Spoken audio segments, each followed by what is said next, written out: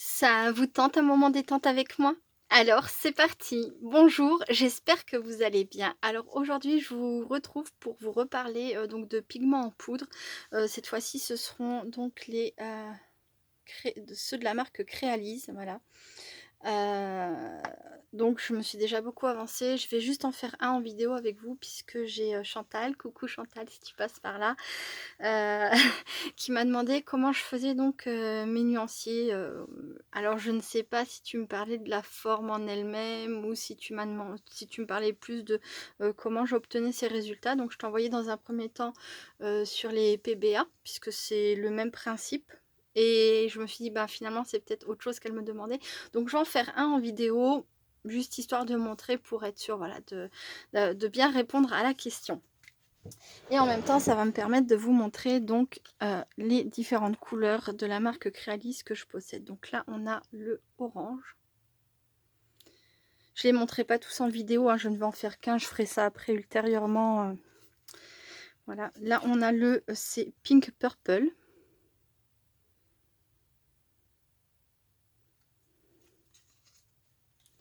Là on a le pink. Donc les taches bleues dans le rose, hein, c'est tout à fait normal. Alors c'est un pink, c'est pas un rose bonbon, hein. C'est un rose qui tire quand même vers le violet, je trouve. Voilà. Ensuite, on a le purple. Donc on avait le pink purple, et là on a le purple. Voilà. Ensuite, on a le olive green.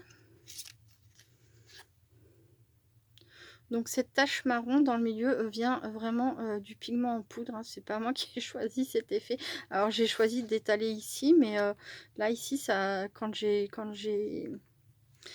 saupoudré mes pigments, hein, ça s'est répandu comme ça. Après j'ai juste récupéré la couleur et puis après en rajoutant de l'eau, ça s'est un peu plus étalé. Ça a donné cet effet là, voilà. Donc ce vert là est constitué de vert, de bleu, de marron, voilà. Et voici le résultat de la couleur totalement mélangée, des pigments totalement mélangés.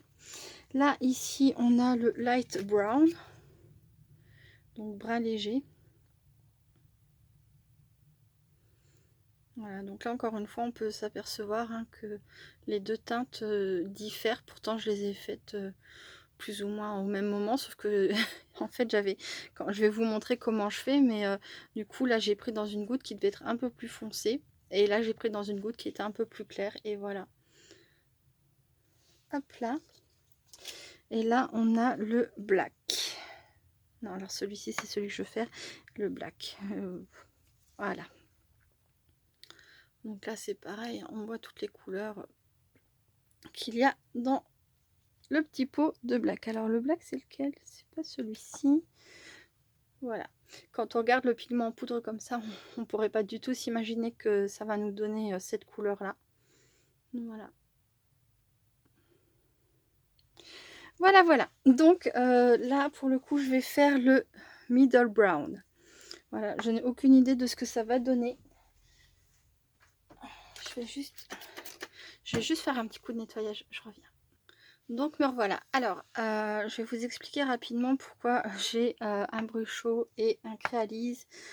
Donc là ça va être pour faire mon Polaroid, mon nuancier, et là en fait c'est pour faire un test, parce que donc tout à l'heure en faisant les autres couleurs, j'ai eu l'impression que le Crealise était moins réactif, en fait qu'il fallait plus d'eau pour que la couleur agisse, s'étende. Je sais pas comment vous le dire, mais du coup je vais faire exactement pareil. Donc je vais les préparer. Hop là. Voilà.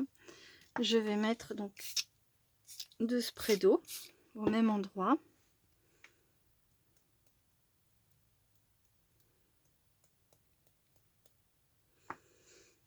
Alors là on voit, je sais pas si on va voir, que la poudre c'est directement a directement agi. Et là je trouve que, vous voyez, ça,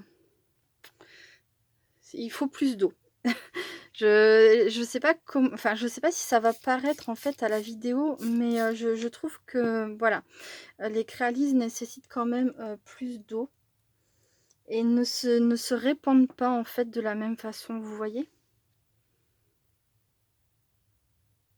Voilà, et je vais essayer de vous remontrer avec.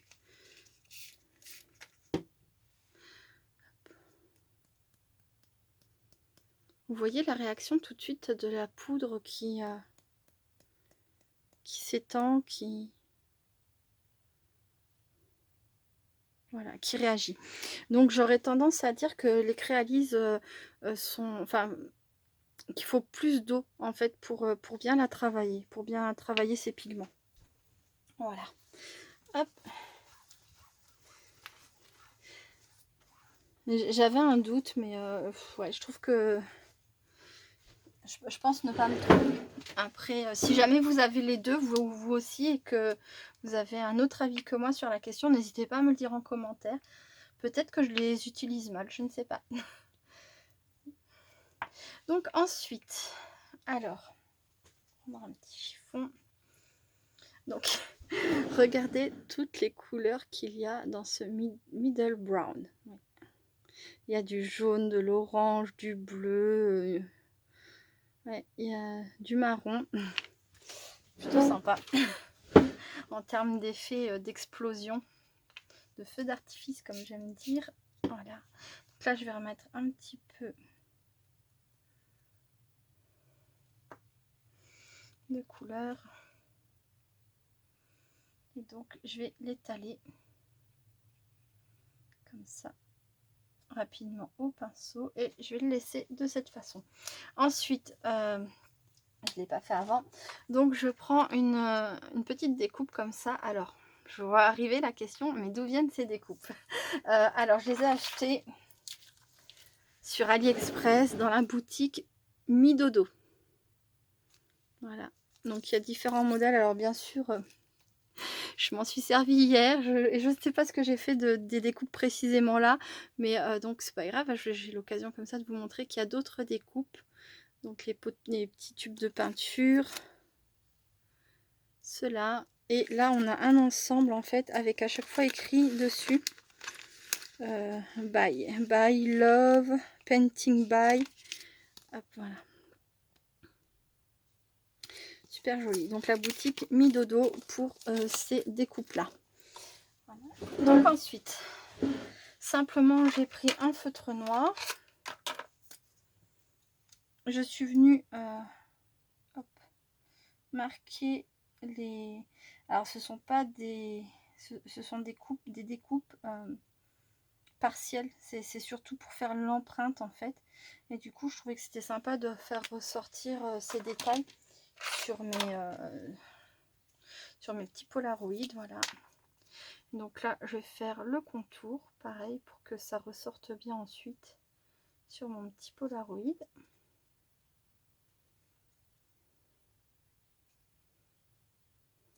Donc ouais, j'admets volontiers hein, que vu la quantité de petits polaroids que je dois faire pour faire mes nuanciers, ça prend un temps fou, mais voilà, moi j'avais vraiment envie de le faire bien. J'avais fait mes nuanciers comme ça pour les... Enfin pas de cette façon-là, j'avais fait mes nuanciers pour les Magicals, très rapide, simple, mais au final, bah, j'ai pas le même plaisir à les farfouiller que dans quelque chose qui me plaît vraiment. Voilà, donc là j'ai utilisé un sparkle marker de chez Action gris pour faire le petit tour de mon flacon. Et maintenant, alors, bon, sinon je préfère le noter, je vais marquer au dos ce que c'est. Middle brown. Là je l'ai pas fait mais je le ferai quand ça sera sec. C'est histoire de, si jamais j'ai pas le temps de faire tout de suite, en termes de mémoire, voilà, je pourrais avoir du mal à retrouver quelle partie va avec les petits pots. Voilà. Et voilà, donc je récupère ensuite les petites gouttes qui restent sur ma table et je colorise donc mon petit flacon. Et voilà pour cette étape. Je nettoie, je reviens. Donc voilà, ensuite, comme sur le même principe que le PBA, j'ai donc un papier de fond, une première découpe que je vais coller de cette façon-là. Ensuite, je vais venir ajouter dans son emplacement mon nuancier. Là, ici, je vais coller ma petite étiquette et là, je vais rajouter mon petit flacon. Ça, je pense que je le ferai hors caméra. Si jamais vous voulez voir exactement le détail, n'hésitez pas à aller voir ma vidéo sur les PBA. Ou si vraiment je vois que j'ai le temps, je le ferai là. Mais enfin voilà. Bref, je suis pas encore décidée en fait. Une autre chose que je peux dire sur les pigments de la marque Realise. Alors, est-ce que vous allez le voir? Alors, par endroit où le pigment n'est peut-être pas totalement dilué. Alors, on peut passer le doigt, ça ne tâche pas, hein. Je vais essayer de vous montrer qu'un papier blanc.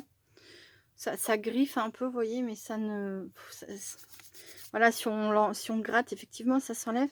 Mais ça donne un effet, en fait, comme si le pigment était cristallisé. Je ne sais pas si vous allez le voir.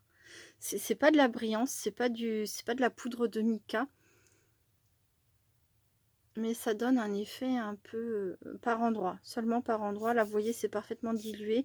Il reste pas de pigment non dissous. Et donc, c'est parfaitement mat. Par contre, oui, ça donne un effet un peu cristallisé comme ça. On le voit bien là, par exemple. Voilà. Et ça fait ça, en fait, sur tous. Vous voyez? Voilà. C'est un petit truc que j'ai relevé. Ça n'a sans doute pas une grande importance, mais voilà. Voilà, voilà. Bon, allez, je vais le faire en vitesse de la colle. Hop, c'est parti. Donc ça n'a vraiment rien de compliqué. On peut trouver que c'est un petit peu long pour des nuanciers. Oui, c'est sans doute. Surtout si, comme moi, on est une collectionneuse de pigments en poudre. Mais voilà. Après, vous pouvez faire des choses nettement plus simples que ça. Mais toujours, sérieusement, je vous conseille de vous faire vos nuanciers. Peu importe la façon que vous choisissez, hein, que ça soit juste sur un petit bout de carton ou des choses un peu plus complexes. C'est vraiment pratique après, évidemment, pour se repérer sur les couleurs que l'on souhaite utiliser et sur les effets aussi que ça aura. Pour pas être déçu, par exemple, hein, savoir que, par exemple, si on utilise ce marron-là, on risque fort d'avoir voilà, du bleu, du jaune, de l'orange en plus, si c'est mal dilué, par exemple. Si vous faites comme j'ai fait en saupoudrant comme ça, d'un petit peu plus haut. Hop, voilà. Je couperai ça après. Ensuite, je viens rajouter cette partie-là.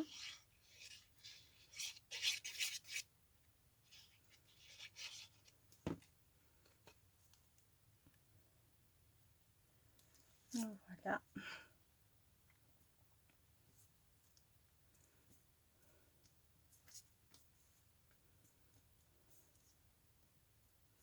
Vraiment très simple, hein. Le plus long, c'est de faire les découpes en amont. Ensuite, de faire tous ces petits nuanciers, on va dire. Et puis l'assemblage, c'est simple, hein.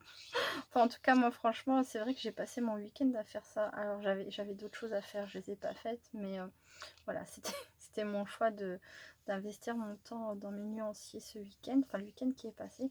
Et au final, je suis vraiment très, très contente. Donc là, je viens recoller ça par-dessus. Ça prend du temps sur l'instant, mais une fois que c'est fait, et quand c'est bien fait directement, après, c'est un gain de temps sur le reste, quoi. Hop. Voilà. Ensuite, je vais découper. Je vais découper n'importe quoi. Je vais coller. J'étais en train de penser qu'il fallait pas que j'oublie de... Enfin, qu'il faudrait que je découpe mon bord en trop.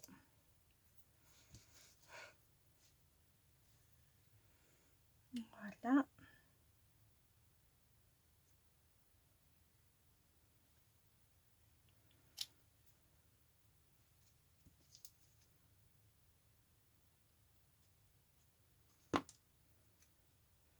le nom de ma teinte.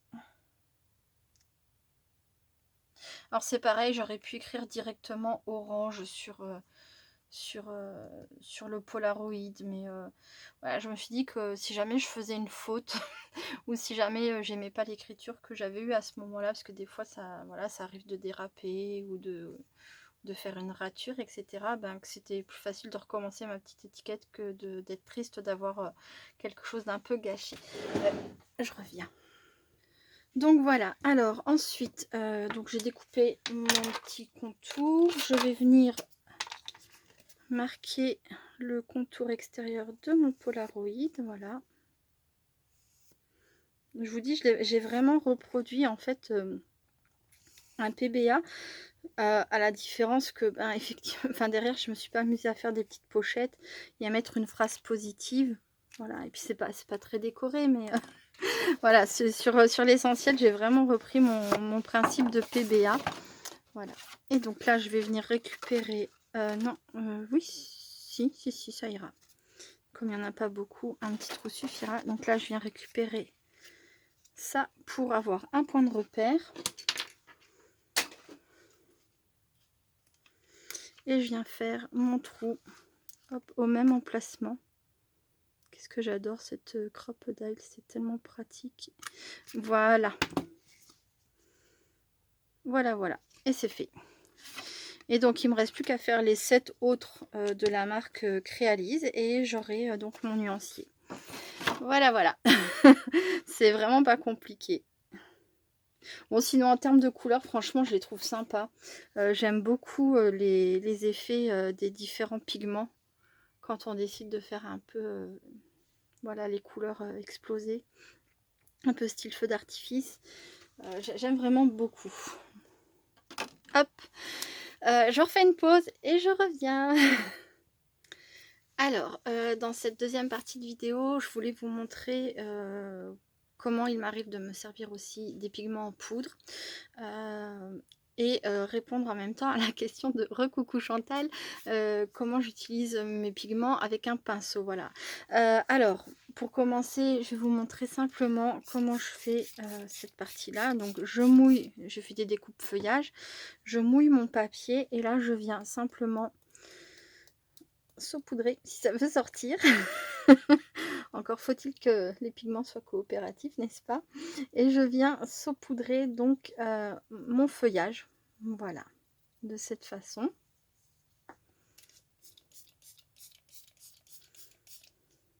Donc là, j'ai pris Olive Tree, je crois que ça se dit. Voilà. Et je vais prendre également donc Esmeralda. Donc j'ai regardé, hop, sur mon nuancier les couleurs qui me faisaient envie. Et voilà.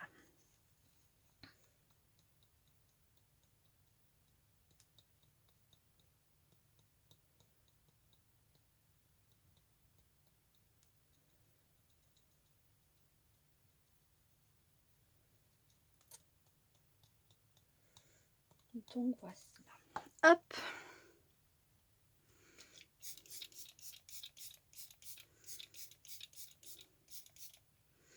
Et donc là, je laisse le hasard faire. En fait, les couleurs se sont déposées comme elles l'ont voulu et le résultat est totalement ingéré. Enfin, j'ai pas géré les choses, je crois pas qu'ingérer dans ce sens-là, ça convienne. Donc voilà, hop. Je vais retirer tout ça, je vais décaler un tout petit peu. Donc là, à ce stade-là, c'est largement travaillable encore. On peut le retravailler même après, une fois que c'est sec, hein. Il suffit de reprendre de la couleur et de modifier, de rajouter, voilà. Donc ça m'arrive rarement de faire ça. Voilà. Généralement, je préfère mettre de la couleur sur la table et ensuite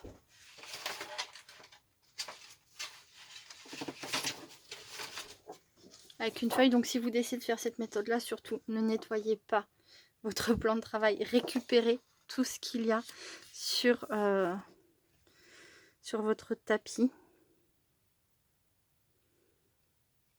avec une feuille.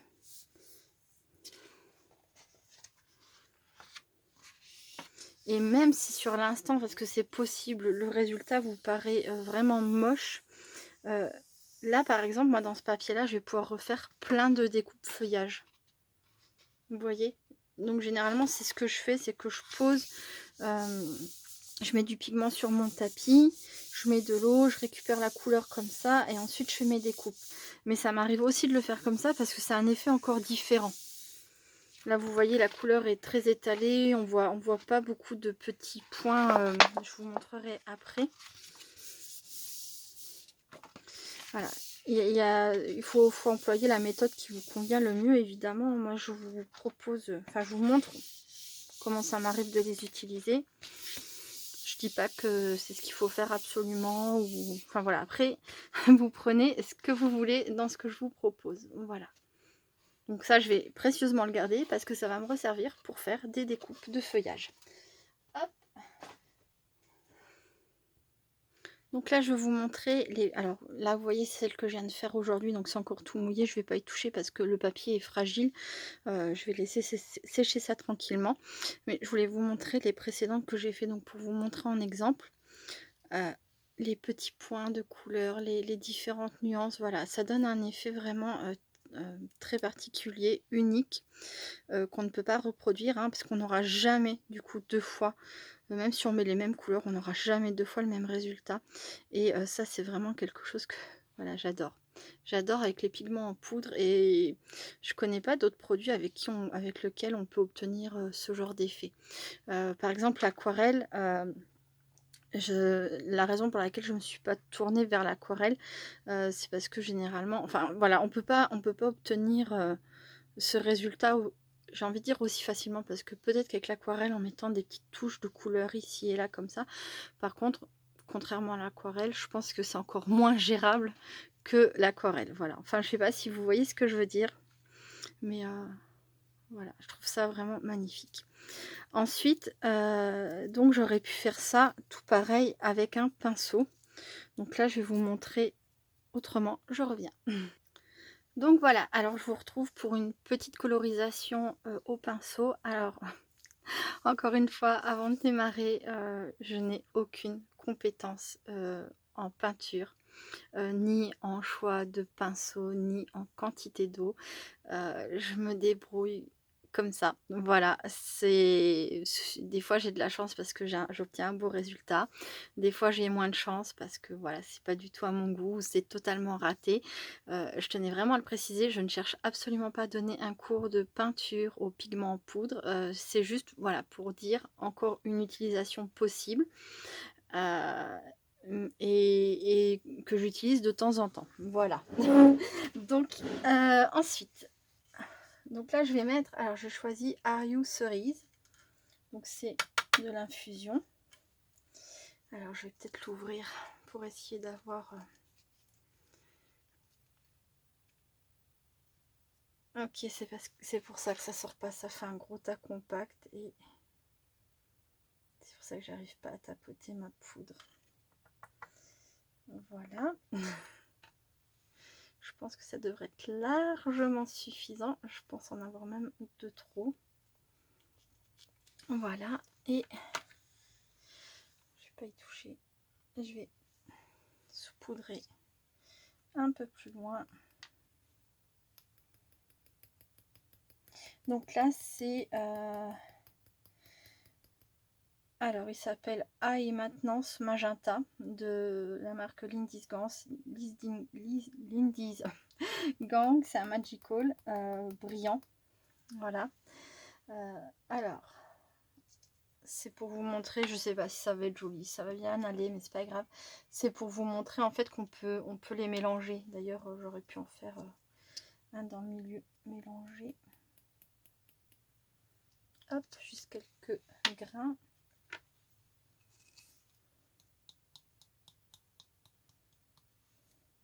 On peut mélanger en fait les pigments entre eux. Déjà, on peut mélanger les pigments entre, enfin, si on prend de l'indies, plusieurs petits pots, on peut les mélanger et obtenir différentes couleurs. Mais on peut aussi les mélanger par marque, mettre deux marques différentes l'une avec l'autre. Hop, donc là, voilà, tout simplement, je rajoute de l'eau et je viens et je colorise. Hop.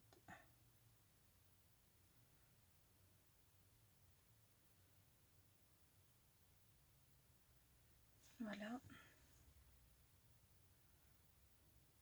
Donc comme je disais, là j'en ai vraiment mis beaucoup, hein. Même là où j'en ai mis nettement moins, c'est déjà trop. Ou alors il faut faire un gros projet, avoir, par exemple j'aurais pu faire plein de fleurs avec cette toute petite quantité de pigments. Voilà, donc je vais rajouter encore un petit peu d'eau.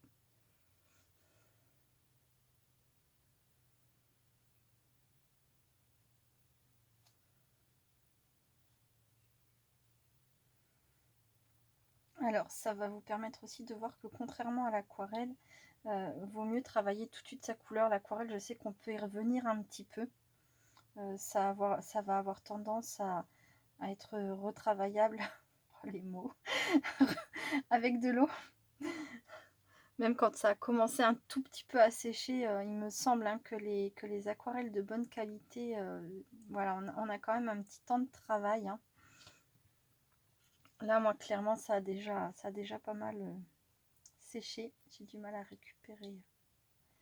Voilà. Hop.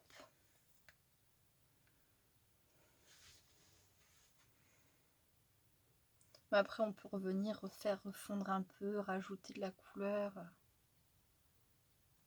Voilà. Pour atténuer tout ça. Je pense qu'en plus de ça, c'est surtout une question de pratique et de technique. Et je pense sérieusement qu'on peut faire de très jolies choses avec ça. Donc là, je vais rajouter de l'eau. Ouais. J'en ai mis vraiment beaucoup. Voilà, bon, j'aurai de la couleur pour faire plein d'autres choses. Hop.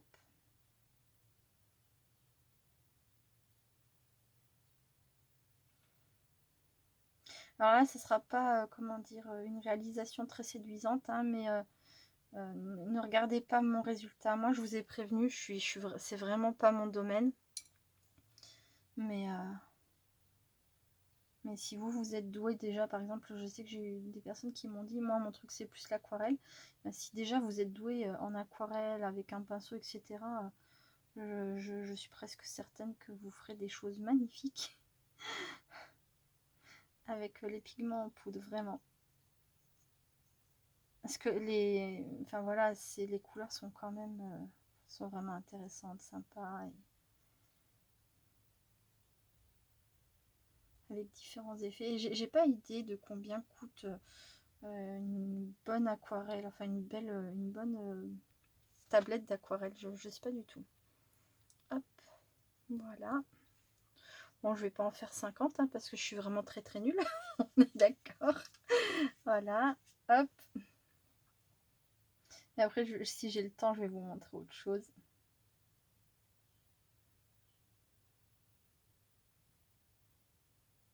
Voilà, on va faire ça vite fait parce que de toute façon, c'est mal fait. Hop. J'ai utilisé ces fleurs volontairement puisque les découpes n'étaient pas au top. Il faudra que je les redétourne. Voilà. Donc, là, on a le mélange avec les infusions. Là, on a ceux de la marque Lindy's Gang. Et là, on a les deux mélangés.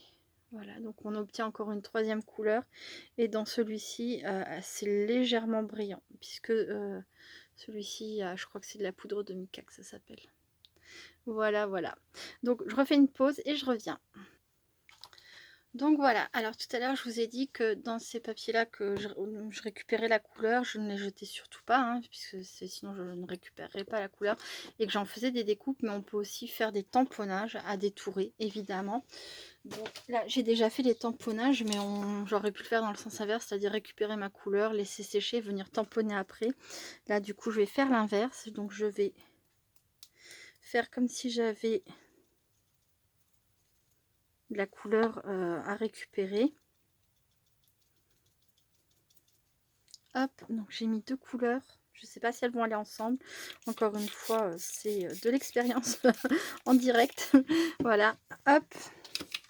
Et simplement, je viens et je récupère ma couleur comme on l'aurait fait par exemple avec des Distress Oxyde. Vraiment, enfin, on peut les utiliser de plein de façons. Voilà. Donc là, il me resterait plus qu'à découper mes fleurs. Et si vraiment le résultat, pour moi, ne me convenait pas, par endroit, je voudrais rajouter de la couleur, ou voilà. Donc là, je pourrais ou récupérer sur la table ou dans ma petite palette. Il suffit de venir après récupérer la couleur et ajuster, en fait, voilà, s'il y a une fleur qui n'a pas pris avec le pinceau. Voilà. Pour vous donner une autre idée d'utilisation. Donc je vais récupérer tout ça, je reviens. À tout de suite. Donc voilà, je vous retrouve rapidement finir cette vidéo pour vous montrer ce que j'ai fait avec les pigments en poudre. Donc avant-hier, j'avais commencé ce tag, le voici terminé. Donc là, j'ai utilisé, alors uniquement pour les feuillages, les pigments en poudre, les mêmes, j'ai fait ça avec ça en fait. Et j'avais fait le fond avec un pochoir et des pigments en poudre. Donc voilà le résultat final. Quand j'ai fait ce fond, j'avais récupéré une autre partie et j'avais dit que j'allais la récupérer pour faire des fonds de PBA. Donc voilà, c'est ce que j'ai fait. Il m'en reste deux que je réutiliserai ultérieurement. Et le troisième est ici, dans le fond. Et voici donc un PBA fait avec quasiment que des pigments en poudre. Il y a juste le fond du Polaroid là qui est fait grâce à ce papier là. Donc j'ai fait deux épaisseurs de Polaroid plus une troisième avec ce papier parce que c'est vraiment un papier très fin et que voilà, le Polaroid doit être solide. Et donc là c'est les petites fleurs que j'ai colorisées, alors non pas avec le pinceau, si celle-ci. Non, c'est celle-ci, pardon. Celle-ci, je l'avais faite au pinceau. Les autres, j'avais récupéré la couleur sur ma feuille et les feuillages. Voilà. Donc, faite aujourd'hui le 27/05/2021. Et la phrase « Plus on s'émerveille devant la nature, plus elle nous offre ses merveilles ». Voilà, voilà. Donc, eh bien, écoutez, j'espère que ça vous a permis d'en apprendre un peu plus sur les pigments en poudre, de voir quelles étaient encore d'autres utilisations possibles. Et je ne pense pas avoir fait le tour. Mais voilà, c'était pour vous donner un peu plus d'informations. Je vous fais plein de gros bisous. Je vous dis à très bientôt. Restez créatives et créatifs. Bye bye.